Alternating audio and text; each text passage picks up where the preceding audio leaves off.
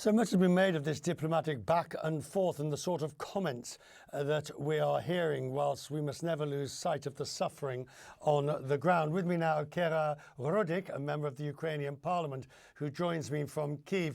I suppose there's never the wrong time to do the right thing, and you must be at least feeling that the comments from President Trump help.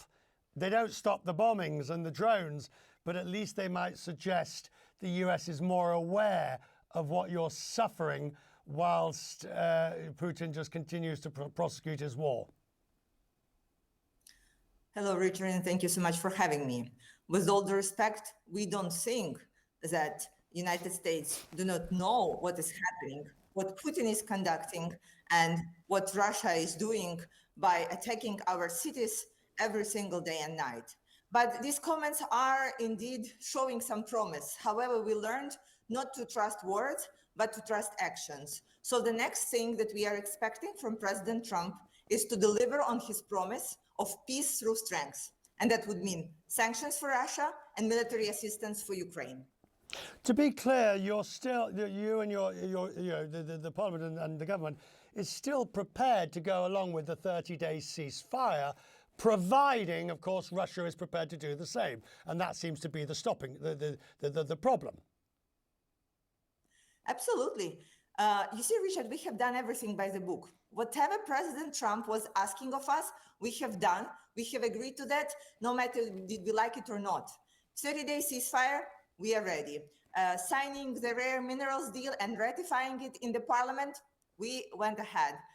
Then going to Istanbul and proposing a meeting with Putin and negotiating with Russia, which President Zelensky promised not to do, we decided, and he went ahead and he has done it. So there is no way of saying that Ukraine is on the path of the peace. No, it's unfortunate that we have to prove to the democratic world that the issue is with the aggressor and that Moscow is responsible for the war.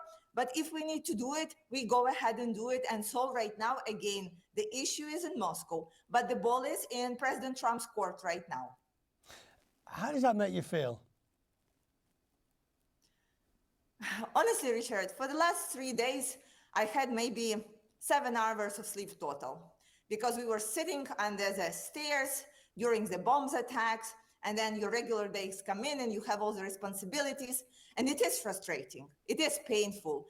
And I think the most painful is to answer those questions when they're coming from the battlefield, from people who are fighting, who are asking, what is going on? Like, what else do we need to do to show to the world that we deserve support, that we deserve an ability to survive? Like, where did we go wrong? Like, what else should we be doing? And it's very hard, because sometimes I'm out of words. I mean, that's really the point. I've noticed it doesn't seem to matter what Ukraine does. You're still at the whim of the man in the White House, who seems to have a somewhat bizarre affection for the man in the Kremlin, and does not seem to want to, even in the face of the most overriding evidence of atrocity and the willingness to prosecute a war, does not seem to want to take the necessary sanctions. If that is the scenario, I don't know what you do. What do you do? The answer is very simple. We did not capitulate in 2022 when the situation was much worse for us. And we do not intend to capitulate right now. We will continue fighting, and we really hope that we are not alone this time, that we have our European allies with us who will be able to support where the United States may drop the ball. Kira, sorry, I just wanted to interrupt. Forgive me, but I just wanted to clarify to get your thoughts. Do you now believe? I mean, obviously in Romania, the president, as he is now, Dan, winning. That obviously was a support, because he obviously strongly supports further aid to Ukraine. Do you believe in Europe itself, in the EU, Viktor Orban and maybe one or two others are pretty much isolated now? Do we have other choice? We may have our opinions, but most of all, and most of leaders of European countries understand this threat. Right. And, it's very weird because the closer the country is to the borders with Russia, the more they understand the threat. And we are here to stop Russia. We just need a little bit of help.